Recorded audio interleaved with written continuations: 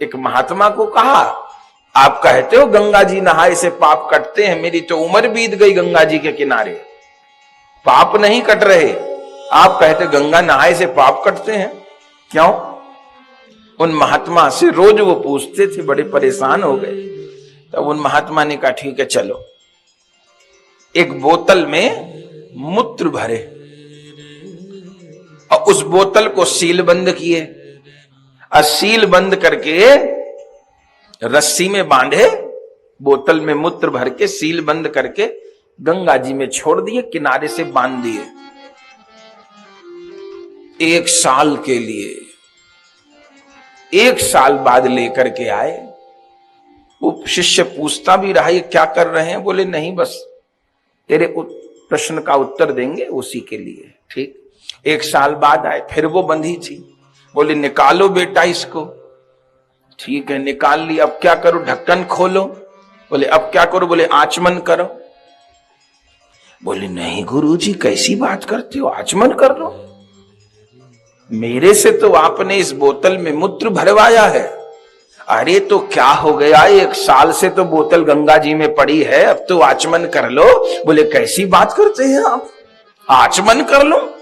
Seal बंद थी, ढक्कन बंद था, गंगा जी का स्पर्श भीतर नहीं हो रहा था।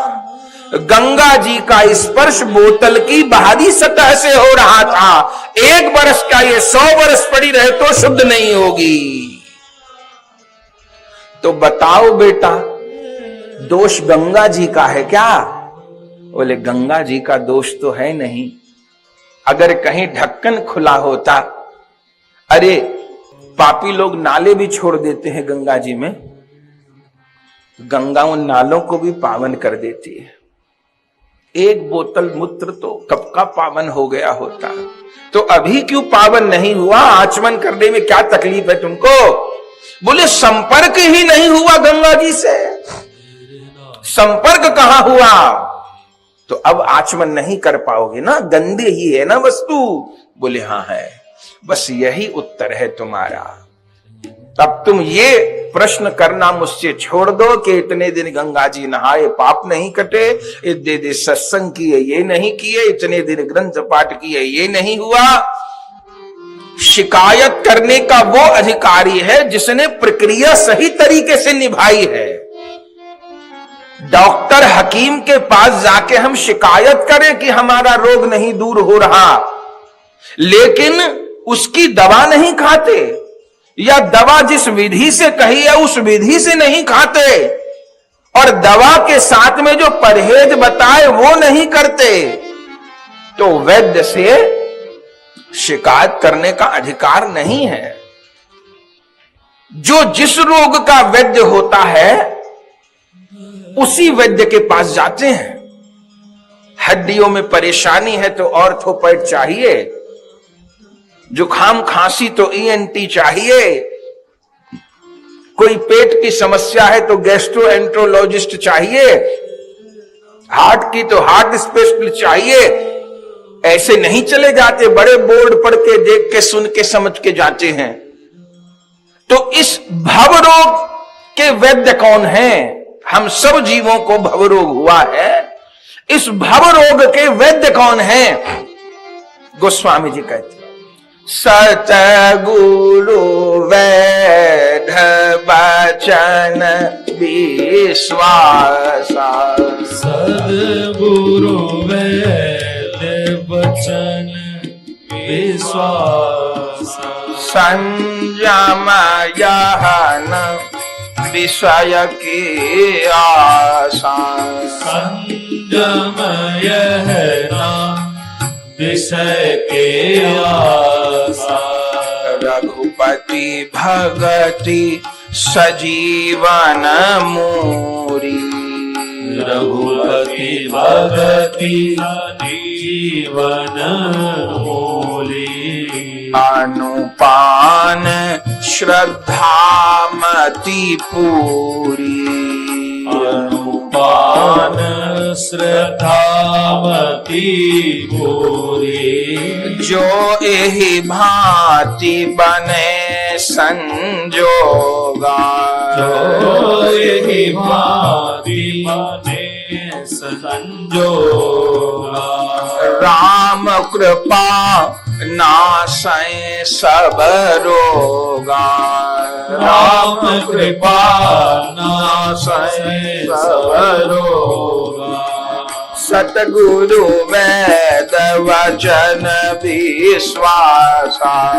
सद्गुरु वेद वचन, सद्गुरु वेद वचन, सद्गुरु वेद वचन विश्वास।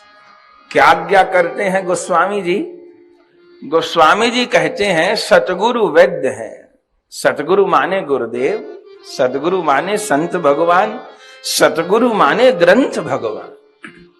सतगुरु वैद्य, लेकिन वैद्य के वचन पर विश्वास करना होगा। सतगुरु वैद वचन विश्वासा। डॉक्टर ने कहा सिम्टम देख के, रिपोर्ट देख के कि तुमको ये तकलीफ है, तो डॉक्टर से बहस नहीं करते कि नहीं जी मुझे तो ये नहीं है, मैं तो नहीं मानता कि मुझे ये तकलीफ है। अरे हमारे मानने न मानने से क्या होता है? डॉक्टर बता रहा है कि ये तकलीफ है, तुमको सिर में दर्द इस वजह से हो रहा है, तुमको बुखार इस इन्फेक्शन की वजह से हो रहा है। अब खाते रहो डोलो बुखार की गोली, जब तक वो इन्फेक्शन दूर नहीं होगा तो बुखार जाएगा नहीं। तो हम डॉक्टर से बहस नहीं करने लग जाते कि नहीं, हाँ अच्छा ऐसा है तो बताइए अब ये दवा चलेगी 6 महीना और ये परहेज करने हैं, ऐसे रहना है, ऐसे नहीं रहना है, सब बात मानते हैं। तो पहले वैद्य के वचन पे विश्वास है। सतगुरु वैद्य वचन विश्वास। और फिर क्या करना होगा? संयम। अब वैद्य जी ने संयम भी बताए, परहेज भी बताए। क्या बोले? संयम यह न विषय के आशा। संयम क्या है? अब विषय रस की आशा नहीं करनी है। तो आशा कौन से करें? आशा एक राम जी से, दूजी आशा छोड़ दे। आशा एक राम जी से, दूजी आशा छोड़ दे। नाता एक राम जी से, दूजा नाता तोड़ दे।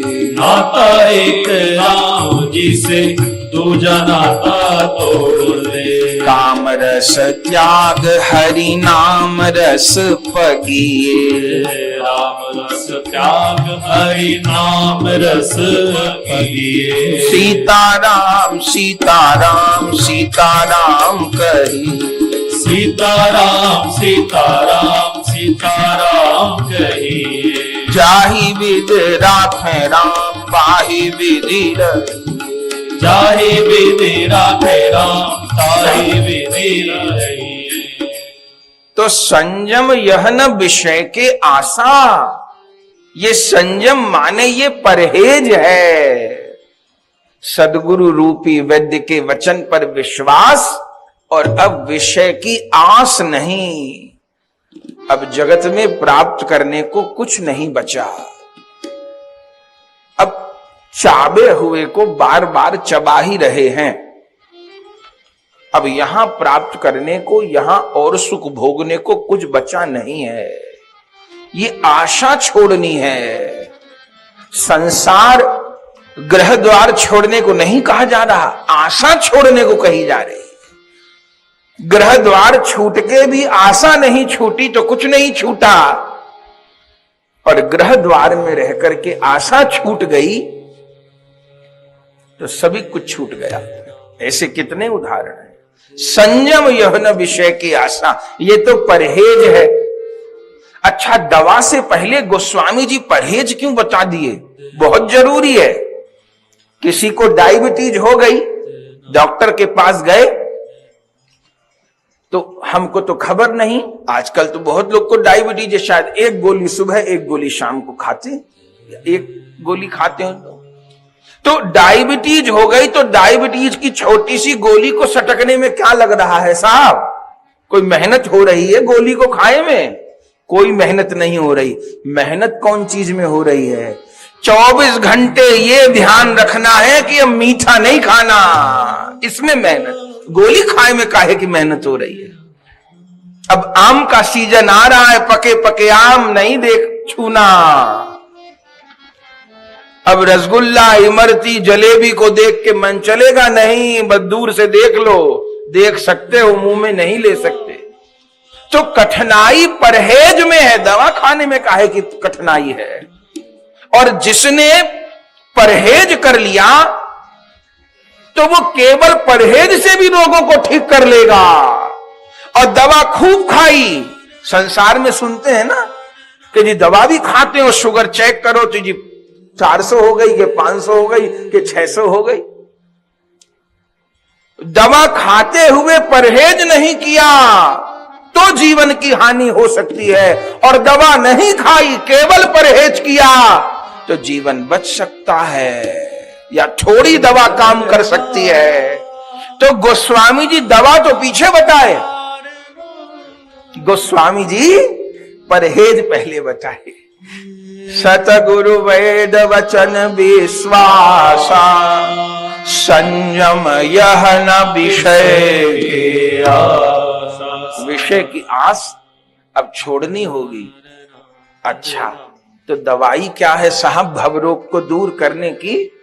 तो गोस्वामी जी का कहना है रघुपति भगति सजीवन मूली। क्या कहना है गोस्वामी जी का? गोस्वामी जी कहते हैं एक ही टैबलेट है, एक दवा सबरे रोगों की है, और छोटी मोटी दवा नहीं, संजीवनी बूटी है। बोले संजीवनी बूटी तो लक्ष्मण जी ने ली थी, हाँ।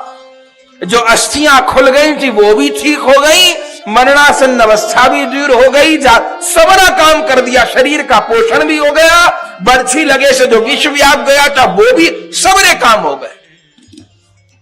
एक औषधि 10-20 नहीं।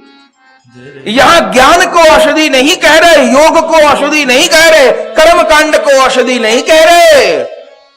अन्य मार्गों में भक्ति की अपेक्षा है, भक्ति में अन्य वस्तु की अपेक्षा नहीं है। ये भक्ति महारानी की बड़ाई है। इसलिए गोस्वामी जी कहते हैं भक्ति स्वतंत्र सकल गुण खानी। भक्ति अपने आप में स्वतंत्र है और साधन स्वतंत्र नहीं है। अकेले ज्ञान वाला मार्ग कहां तक पहुंचाएगा ठिकाना नहीं, अकेले योग वाला मार्ग कहां तक पहुंचाएगा पता नहीं। कर्म कांड का जो फल ही स्वर्ग है, फिर एक बार गिरिए नीचे गधा कुत्ता बनिए, 84 लाख में धक्का खाइए। लेकिन एकमात्र रघुपति भगति सजीवन मूली। क्या कहना? हरि की भक्ति संजीवनी बूटी है। एक बात और, अनुपान श्रद्धा मति पूरी। अनुपान किसको कहते हैं? अनुपान माने दवा कैसे खानी है, दही से कि दूध से कि पानी से कि शहद से कि भोजन से पहले कि भोजन के बाद। डॉक्टर दवा लिखता है, परहेज भी बताता है, साथ में तरीका बताता है। ये टैबलेट भोजन से पहले आधा घंटा पहले, और ये भोजन के बाद, और ये गोली सोते समय लिखता है ना कागज पे, उसी तरीके से पाते हैं। ये नहीं कहते अब दिन भर कौन ध्यान रखे, ये पहले ये बाद में, मैं तो सबरी एक ही संग खा लेता हूं, तो भी दवा नहीं काम करेगी। वो रात को सोते समय जो गोली कही थी, दिन में खा लिए तो पूरा दिन लोटे ही रहेंगे। माने दवा भी पूछ के पानी पड़ेगी, जिस तरीके से कही है उस तरीके से पानी पड़ेगी, अपनी बुद्धि लगाने की गुंजाइश नहीं है। तो गोस्वामी जी का कहना है रघुपति भगति सजीवन मूरी। अनुपान, दवाई खाने का तरीका क्या है? बोले अनुपान श्रद्धा मति पूरी। बलिहार बलिहार। ये भक्ति वाली दवा कौन से जल से ली जाती है? ये श्रद्धा रूपी जल से ली जाती है। नाम वाली दवा, सत्संग वाली दवा, ग्रंथ वाली दवा, श्रद्धा वाले जल से ली जाती है। कोई पूछे इस मार्ग में आगे कौन पीछे कौन, क्या पैमाना है? तो एक शब्द में कहना पड़े तो क्या कहेंगे? जिसके भीतर जितनी अधिक श्रद्धा है वो इस मार्ग में उतना आगे है, और जिसके भीतर जितनी कम है वो उतना पीछे है। तो श्रद्धा किसको कहते हैं फिर? रूप गोस्वामी जी कहते हैं भक्ति रसामृत सिंधु में, श्रद्धा माने महत्व बुद्धि। गंगा जी के प्रति महत्व बुद्धि, सत्संग के प्रति महत्व बुद्धि, नाम के प्रति महत्व बुद्धि, संतों के प्रति महत्व बुद्धि, ये महत्व बुद्धि ही श्रद्धा है। भले तो गंगा जी को पानी मान लीजिए और भले गंगा जी को ब्रह्म द्रव्य मानिए। यदि ब्रह्म द्रव्य मानकर प्रणाम करके आचमन लेके सिर पे जल धारण करके स्नान करेंगे तो मानो हम गंगा नहीं, हम गोविंद के प्रेम में ही नहा रहे हैं, ये फल प्राप्त होगा। और यही मान लिए कि पानी बह रहा है वो करुणामयी, पाप तो किसी अंश में काटेगी ही क्योंकि वस्तु शक्ति तो नहीं जाती, लेकिन गंगा जी के परम लाभ से वंचित हो जाएंगे। गंगा जो वस्तु दे सकती है उस परम लाभ से वंचित हो जाएंगे। गंगा कली कलमश नाशनी है और हरि भक्ति दायिनी है, हरि प्रेम दायिनी है गंगा जी। तो गंगा जी के तट पर रह के भी गंगा जी के परम लाभ से, सामान्य लाभ हो जाएगा, परम लाभ से वंचित हो जाएंगे। परम लाभ तब कब होगा? जब गंगा जी के प्रति महत्व बुद्धि होगी, उनका जो स्वरूप है उस स्वरूप के प्रति श्रद्धा बुद्धि होगी तो परम लाभ होगा, और सामान्य हो गया तो फिर सामान्य लाभ होगा। अनुपान श्रद्धा मति पूरी, श्रद्धा से भक्ति रूपी दवाई का सेवन होता है, और ये दोनों बातें पूरी हो गई तो क्या होगा? तो जो एही भांति बने संजोग, ये संजोग बन जाए, इस भव रोग के जानने वाले, इस भव रोग का निदान के वचन में विश्वास हो जाए, उन्होंने जो परहेज बताए जीवन में वो परहेज निभ जाए, और रघुनाथ की भक्ति रूपी संजीवनी बूटी को श्रद्धा वाले जल से हम ग्रहण कर पाए। कोई कहेगा कितने दिन ग्रहण करनी है? तो भैया जितना लंबा रोग है उतने दिन दवा खानी होगी। सामान्य जुकाम खांसी है तो 2-4-5 दिन में दवा छूट जाएगी। और भैया बीपी की दवा और डायबिटीज की दवा तो डॉक्टर कहते भैया ये तो जिंदगी भर चलेगी, ये तो जिंदगी भर चलेगी, परहेज करिए और दवा खाते रहिए, जीवन गाड़ी चलती रहेगी। तो डायबिटीज की दवा के लिए तो डॉक्टर से जिद नहीं करते कि मैं तो 10 ही दिन खाऊंगा, मत खाओ, पड़ जाओ बीमार, मर जाओ। नहीं, ये तो जी पूरी जिंदगी दवा चलेगी। ऐसे ही ये रघुनाथ की भक्ति रूपी दवा तो जीवन भर चलेगी। लेकिन वो दुनिया की दवा तो कड़वी होती होंगी, ये वाली दवा तो बहुत मीठी है। ऐसे होम्योपैथिक की दवा होती है ना, जो मीठी मीठी गोलियों में डाल के, वो सबसे बढ़िया दवा होती है, मीठी होती है, बढ़िया दवा होती है, कोई तकलीफ नहीं पाने में। तो ये भक्ति वाली दवा तो मीठी बहुत है, पर इसकी मिठास का अनुभव तब होता है जब ये सारी बातें जो गोस्वामी जी कहे पूरी हो जाती है। जैसे जब किसी का पित्त बढ़ जाता है ना शरीर में, तो कहते हैं उसको मिश्री भी कड़वी लगती है। तो उपाय क्या है? आयुर्वेद में उसको मिश्री ही खिलाई जाती है, जो धागे वाली मिश्री होती है, फिर उसके साथ दवा दी जाती है। तो बोले पहचान कैसे? बोले जितनी जितनी मात्रा में पित्त शांत होगा उतनी उतनी मात्रा में मिश्री की मिठास आने लग जाएगी, और जिस दिन पूरा पित्त शांत हो जाएगा तो पूरी मिठास मिश्री की आ जाएगी, तो मान ले कि पित्त शांत हो गया। ऐसे हम जीवों का भवरोग कितना कम हुआ कि नहीं कम हुआ, कि दूर हुआ कि नहीं हुआ, इसका प्रमाण क्या है? ये रघुपति भगति सजीवन मूरी जो अभी दवाई जैसी लग रही है, अब सवेरे उठ के गंगा जी में गोता लगाओ, दवाई जैसे ही तो है ये।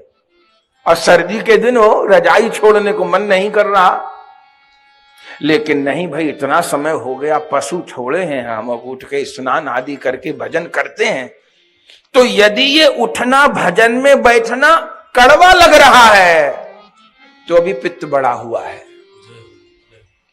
और समय से पहले उठकर भजन करने की इच्छा हो रही है और भजन करते में स्वाद आ रहा है, तो मानिए संजीवनी बूटी अब काम कर रही है। भजन में रुचि होएगी, प्रेमते प्रकट होई में जाना, भगवान प्रेम से प्रकट होंगे, पर वह प्रेम सत्संग से प्रकट होगा, हरि भक्ति से प्रकट होगा।